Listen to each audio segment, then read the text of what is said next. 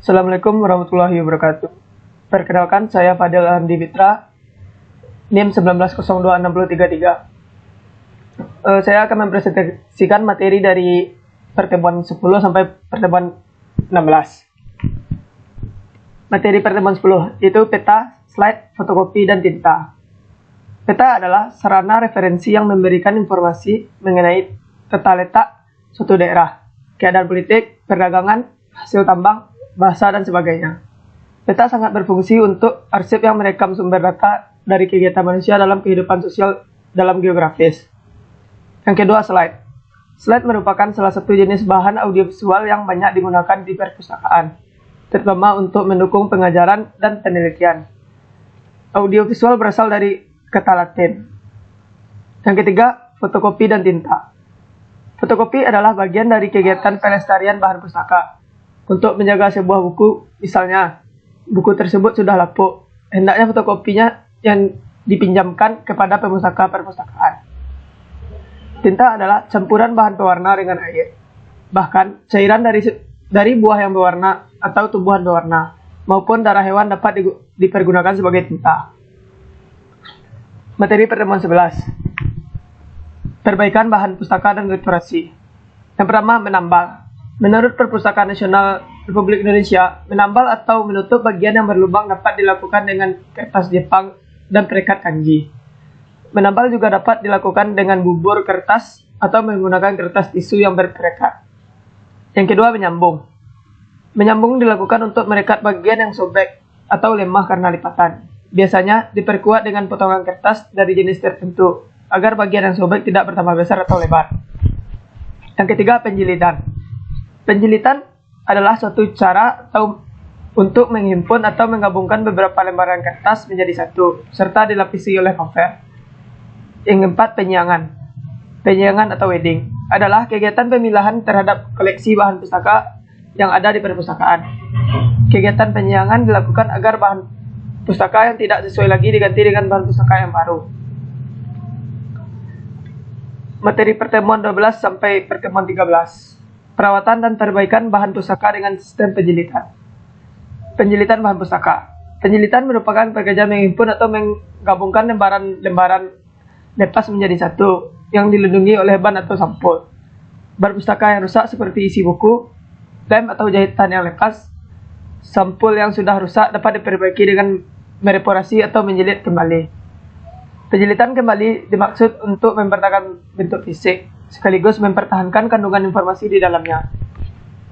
Tujuan penjilitan. Yang pertama, mempertahankan dan melindungi bentuk fisik buku. Yang kedua, memudahkan penggunaan bahan pustaka. Yang ketiga, mempertahankan dan melindungi kandungan informasi di dalamnya.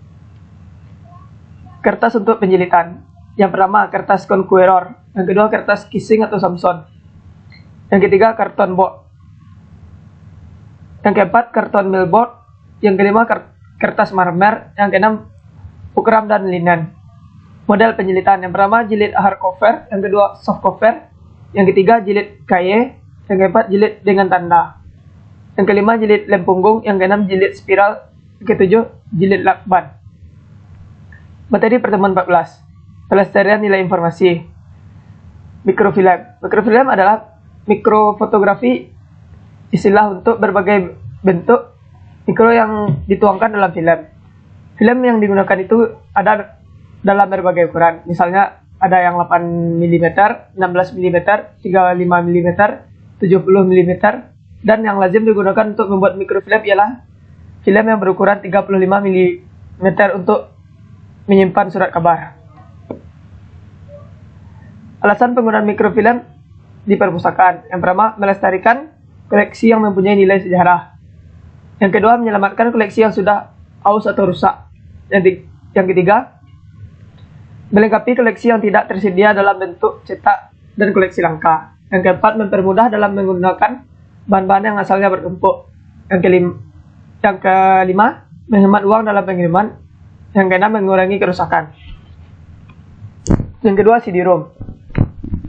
Sesuai dengan namanya, data atau informasi digital yang sudah disimpan atau direkam dalam CD-ROM tidak bisa dihapus atau ditambah oleh pemakai.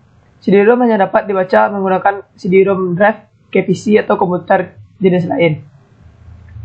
Untuk menelusuri informasi di dalam CD-ROM, perlu suatu perangkat khusus yang berfungsi untuk memerintah komputer mengakses informasi dalam CD-ROM tersebut. Materi pertemuan 15. Prosedur alih media.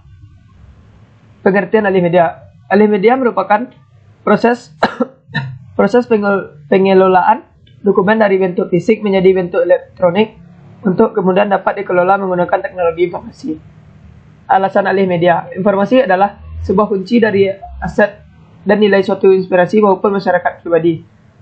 Maka itu perlu adanya pengelola dengan baik dan benar untuk menjamin ketersediaan informasi. Manajemen arsip secara elektronik adalah salah satu cara untuk mendapatkan hal tersebut. Keuntungan alih media. Yang pertama, meningkatkan bisnis proses menjadi lebih cepat dalam hal akses dan proses temu kembali informasi. Yang kedua, pemberian informasi yang lebih baik dan pengambilan keputusan yang lebih cepat terkait dengan akses arsip yang cepat dan tepat. Yang ketiga, layanan arsip yang lebih baik karena lokasi arsip dapat lebih cepat diketahui. Yang keempat, mengurangi waktu yang dibutuhkan petugas arsip dalam mencari informasi. Prosedur alih media. Pertama, koleksi buku. Yang kedua, majalah atau jurnal. Yang ketiga, teknologi tepat guna. Materi pertemuan 16 yaitu penyiangan bahan pustaka. Pengertian penyiangan bahan pustaka. Penyiangan bahan pustaka merupakan suatu upaya dalam mengeluarkan koleksi dari susunan rak karena tidak diminati atau terlalu banyak eksemplarnya. Telah ada edisi terbaru maupun koleksi itu tidak relevan lagi terhadap pemenuhan kebutuhan informasi berpustaka. Tujuan penyiangan bahan pustaka. Yang pertama, mempercepat proses temu kembali informasi. Yang kedua, agar koleksi bisa dimanfaatkan secara maksimal sebagai sentral informasi yang akurat, relevan, up to date. Yang ketiga, memungkinkan petugas perpustakaan untuk mengelola koleksi yang lebih efektif dan efisien. Yang keempat, menyelamatkan nilai informasi suatu dokumen. Yang kelima, menyelamatkan fisik dari suatu dokumen. Yang keenam, mengatasi kendala ruangan yang kecil atau sempit agar memperoleh tambahan tempat. Fungsi penyiangan bahan pustaka. Yang pertama, menghemat tempat. Yang kedua, menghemat waktu. Yang ketiga, membuat koleksi lebih menarik. Yang keempat, meningkatkan reputasi perpustakaan. Yang kelima, menambah minat perpustakaan untuk yang akan datang. Kendala dalam penyiangan bahan pustaka. Yang pertama, adanya rasa bangga terhadap koleksi yang dimiliki, seperti adanya perasaan segan atau tidak rela membuang bahan pustaka. Yang kedua, masih terdapatnya anggapan bahwa kuantitas koleksi menentukan kualitas. Terlepas dari status bahan pustaka dan relevansinya dengan tujuan perpustakaan, jumlah koleksi dianggap sebagai kehebatan atau kelebihan dari perpustakaan. Yang ketiga, adanya anggapan bahwa penyiangan bertindakan dengan tujuan pengadaan atau konsep membangun koleksi. Yang keempat, masih ada prosedur yang rumit, terutama untuk koleksi perpustakaan pemerintah, karena setiap pengeluaran harus melalui prosedur atau tahapan yang dapat memakan waktu lama dan terlihat sangat rumit. Mungkin hanya itu yang dapat saya sampaikan. Assalamualaikum warahmatullahi wabarakatuh.